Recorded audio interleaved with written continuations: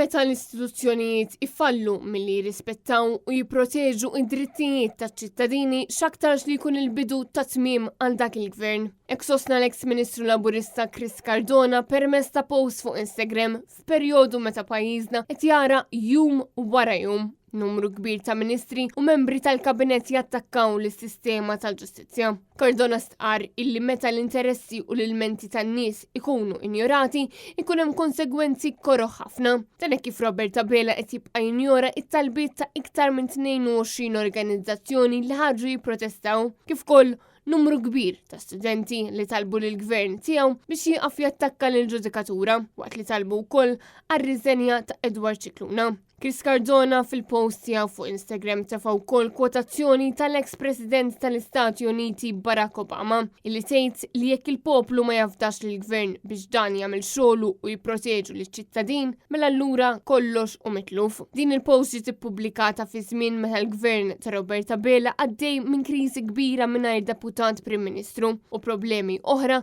fis-settur tal-edukazzjoni u anke fis-settur tas-saħħa fost l-oħrajn. U għalhekk huma dubji jekk Cardona u xjibat messaġġ dirett lil Robert Tabela li mhux qed jagħti serħan il-moħħ lill-poplu. L-eks Ministru Laburista jisaq li dan il-fatt jaf ikun il-bidu ta' tmiem ta' gvern.